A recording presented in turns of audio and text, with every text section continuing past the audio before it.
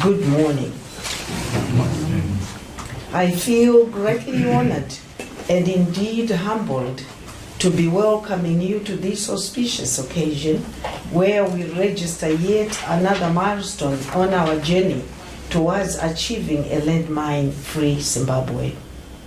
Today's signing ceremony between the government of Japan, the United Nations Development Programme, and the government of Zimbabwe bears testament to the power of partnership, solidarity, and shared commitment to peace and human security. And this program is taking place on the backdrop that our president will be visiting Japan on the 20th of August. And it's also happening when Japan is the current chair of the convention. Allow me to thank most profoundly the government of Japan for its dedication, commitment, and contribution towards a free landmine world. Following the coming into force of the Anti-Personnel Mine Ban Convention, formerly Ottawa Convention, Japan's commitment to a free landmine world has remained unparalleled, as demonstrated by its campaign to universalize the Anti-Personnel Mine Ban Treaty. They have also persistently and consistently provided funding to mine action around the world, of which Zimbabwe has been a beneficiary. On behalf of the people and government of Zimbabwe, I take this opportunity to extend my gratitude for the support we continue to receive from the people and government of Japan as we strive towards a mine-free Zimbabwe. Ladies and gentlemen, allow me to acknowledge the sterling work being undertaken by the United Nations Development Programme team in Zimbabwe, contributing to the country's developmental agenda, in particular assistance being rendered to our vulnerable people throughout the country. Your coming on board to mobilize funding for mine action is most commendable, for it will go a long way in enhancing safety and security, which is instrumental in improving livelihoods, building resilience, and strengthening social cohesion in affected areas. This resonates very well with Agenda 2030, which seeks to create a middle-income society under NDS1, subscribing to this, to His Excellency's mantra, not leaving any community and any place behind.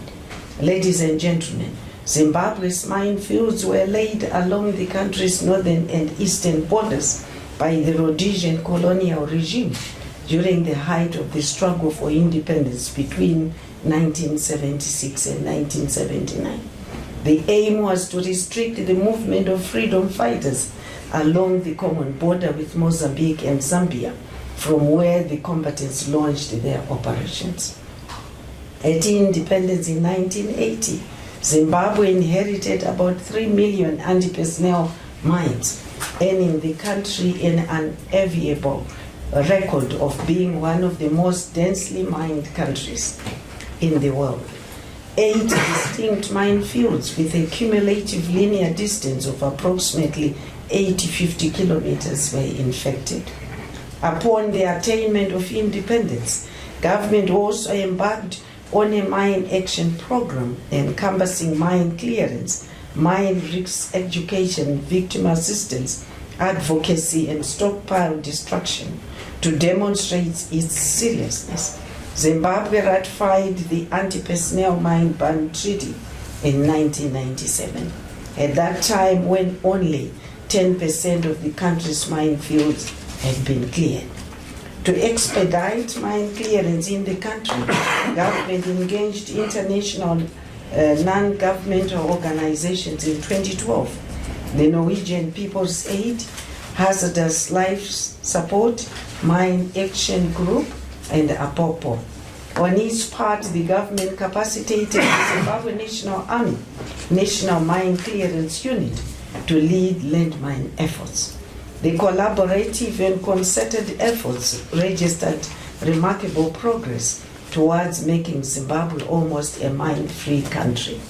We are proud that only 4% of the total minefields inherited at independence remain uncleared. Manicaland province is now mine-free as the exercise was completed from Rusitu to Muzite. Despite having missed the 2025 deadline, it is pleasing, however, that for 2 years we were ranked third worldwide in best practice. As a result, we are in the process of seeking an extension from anti-personnel mine ban to be allowed more time to complete mine clearance in the country by 2030. The injection by Japan will no doubt accelerate the process to complete the mine clearance exercise well ahead of the new target date of 2030. However, we envisage the Zimbabwe Mine Clearance Unit to remain in place to attend to any anticipated landmine emergencies. As such, government will continue to capacitate the unit. We thank our President for the unwavering support in the current expenditure, wherein Treasury has set aside $2 million towards the mining operations. Zimbabwe still requires 68.3 million to complete this ambitious demining program. 15.52 million has already been secured from the international donor community, leaving a shortfall of 52.78 million, and we deeply appreciate.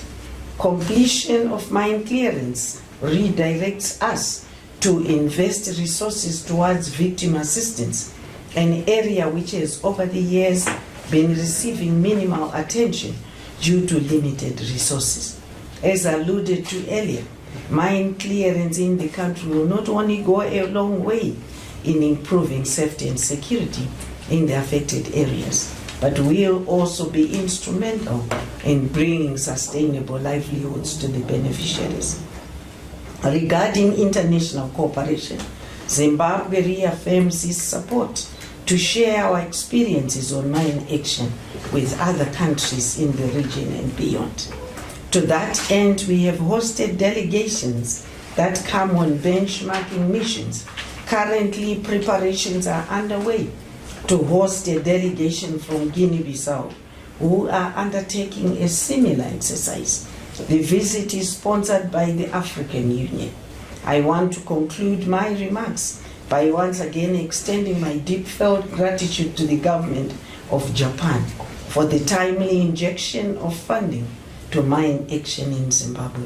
The funding is coming at the most opportune moment, given that some of our international partners in demining are scaling down their operations in response to fluctuations in funding by the donor community. I also wish to extend my sincere appreciation to the United Nations Development Programme for the initiative that has led to the realization of the project, whose signing we will witness shortly. In conclusion, allow me once again to thank the donor community, international operators, Hallo Trust, Mine Advisory Group, Norwegian People's Aid, and the Mine National Clearance Unit, the various communities throughout the country, especially those affected by minefields, the media, the miners themselves, and all countries that are contributing towards a mine-free Zimbabwe.